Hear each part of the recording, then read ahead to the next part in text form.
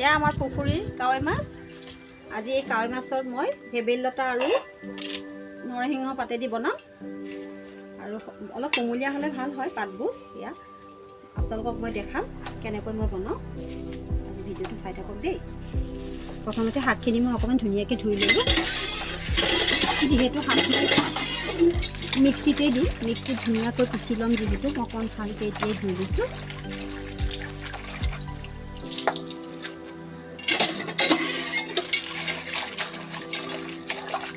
লগতে মই মাছখিনি অকণমান ধুই মাছত অলপ বিজল বিজল থাকিলে মাছবোৰ বাচিবলৈ অলপ দিগদাৰ, আৰু কাৱৈ মাছটো জানেই বাচাত বৰ অসুবিধা, ইমান ফুটে। মই কিন্তু কটাৰী দিহে মাছ বাছোঁ দেই, বঠি কিন্তু মই ব্যৱহাৰেই নকৰোঁ। সেইকাৰণে বেছিকৈ ফুটা যেন পাওঁ। মাছখিনি ধুওঁতে অকণমান নিমখ ব্যৱহাৰ কৰিব লাগিব দেই, তেতিয়া মাছখিনি এই পিঠিত থকা মিজলবিলাক অকণমান ভালকৈ চাফা হয়।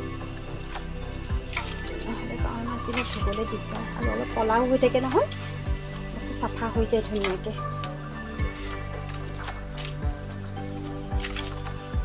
মোৰ কাৱৈ মাছৰ আঞ্জাখন বনাবলৈ প্ৰায় বস্তুখিনি মই ৰেডি কৰিয়ে ল'লোঁ। এয়া মই পিঁয়াজ লৈছোঁ আৰু জ্বলা, এয়া জলকীয়া আৰু আদা নহৰু আৰু কণবিলাহী। এয়া ঘৰৰে কণবিলাহী আছিলে, আৰু কণবিলাহী দিলে ভালো লাগে খাই। আৰু আলু দিছোঁ।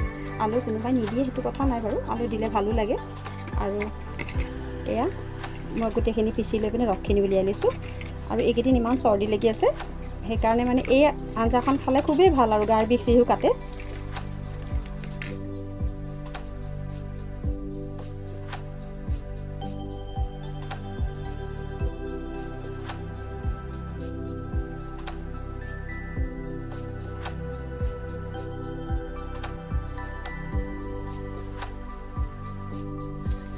মোৰ এয়া মাছখিনি ভাজা হৈ গ'ল।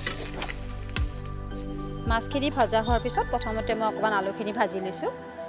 আলুখিনি অকণমান ৰঙচুৱা হ'লেই হয়, আৰু তাৰপিছত পিঁয়াজ দি দিলোঁ। পিঁয়াজখিনি অকণমান ৰঙচুৱাকৈ ভাজাৰ পিছত মই ইয়াতে গোটেইখিনি বস্তু দি থাকিম। আদা নহৰু পেষ্টখিনিও মই দি দিম ইয়াতে।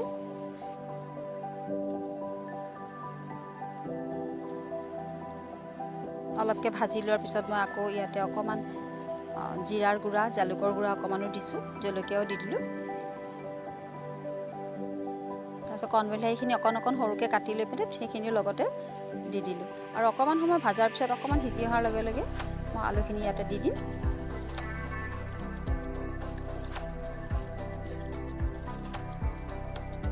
অলপ ভাজা হোৱাৰ পিছতে নিমখ দিলোঁ, হালধি দিলোঁ। তাৰপিছত অলপ ভালকৈ ভাজি অকণমান পানী দি পিনে পিচি থোৱা ৰসখিনি দি দিলোঁ। আপোনালোকে যিমানখিনি জোল খায় সেই হিচাপত পানীখিনি দিলেই হ'ল।